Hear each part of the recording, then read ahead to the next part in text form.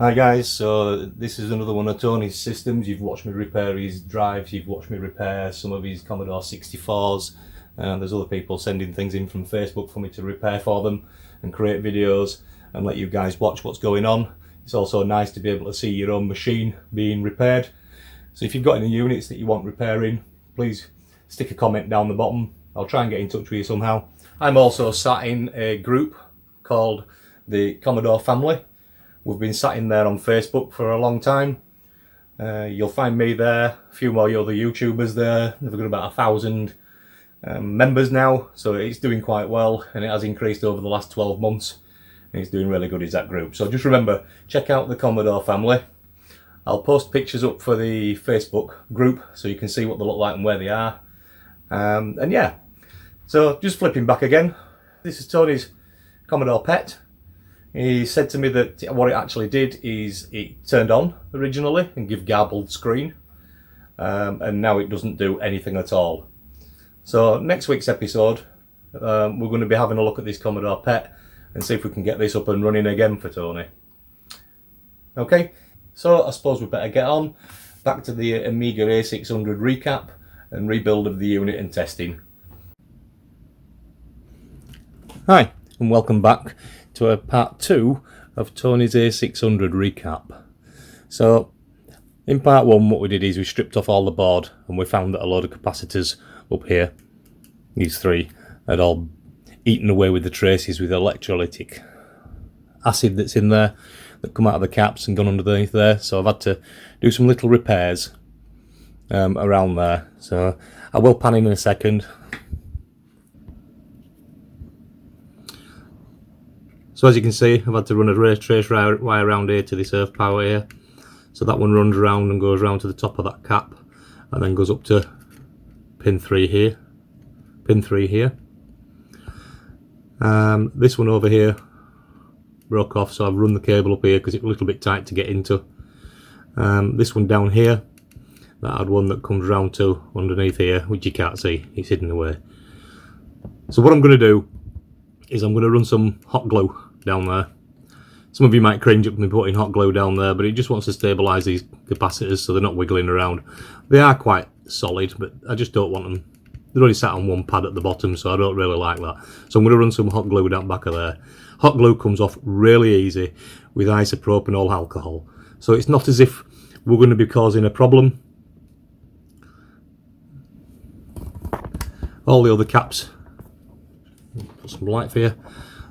All the other caps are done. All around here, all these have been replaced. They've all gone in really nicely. So what I'm going to do now, we've got these two done up here as well. The audio ones which I left out last time. The little one there that we've done. And these are the three. One there. And these two there. That's C304, you have to check the orientation. I've checked, mine looks okay, but revision 1.3 or 1.4 boards, the schematics is telling you incorrect. But I've checked that, and that is exactly how it came off. So I've put it back exactly how it was on there. So it's like for like. So that's it pretty much.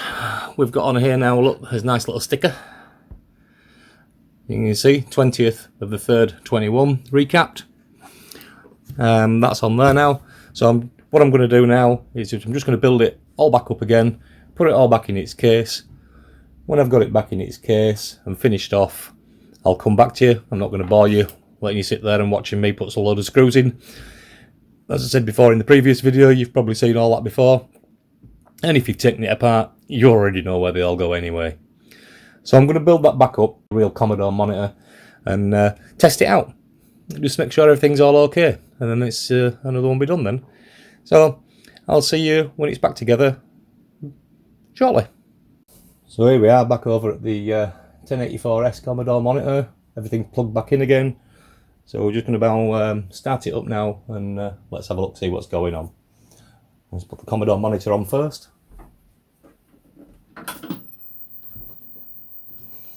We may get a bit of picture flicker, so I apologise now. We may not. And boom, we're straight up. So you can see there, we're back on. So I'm just going to put this game in.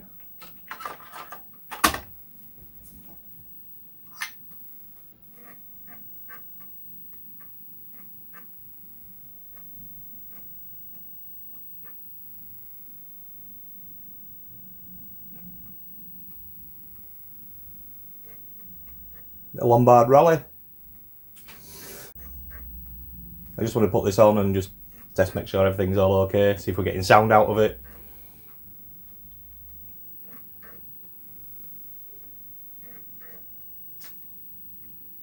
These A600s are now coming up.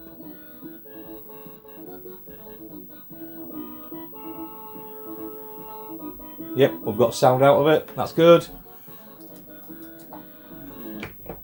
See if we can progress.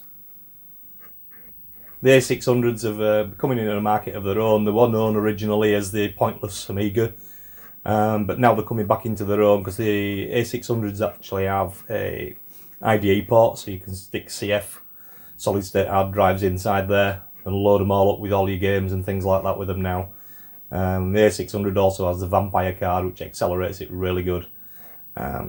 So yeah, they're quite a nice little unit, these. I like them. They're a little bit nice and compact.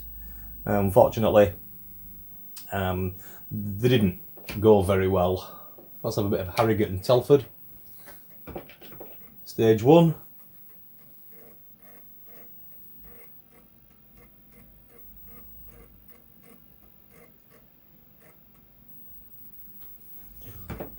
Let's see if I can control this. Go!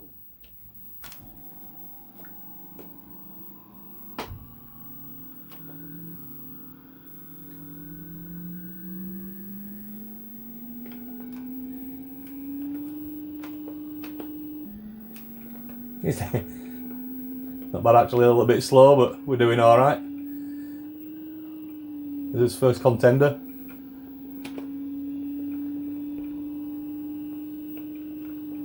Oh, bit of grass roughing.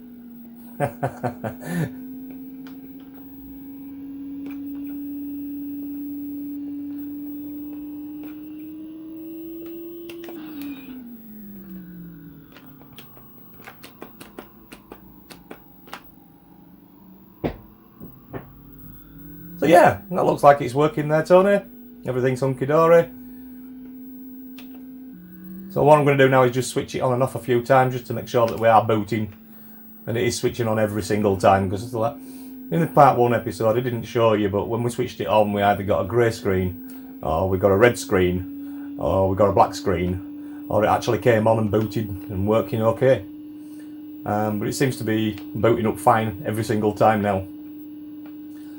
So now the capacitors are all changed. It's all getting its proper values.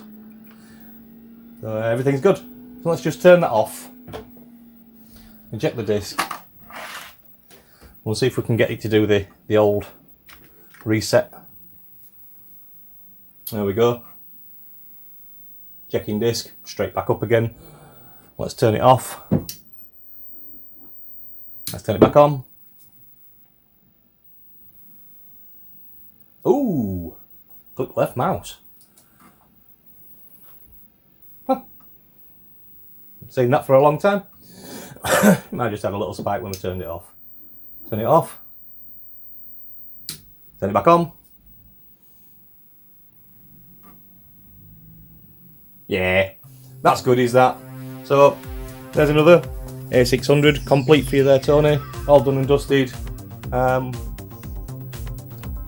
We'll have a look at it and we'll move on to your next little toy, which I showed you at the beginning of the video what we're going to be doing next week with the Commodore Pet. So stay tuned and we'll see you next Saturday for some repairs with the Commodore Pet. Let's see if we can get that up and running. So okay, once again, thank you very much for watching another episode of 8-Bit Retro Refix. And we'll see you on the next one. Bye!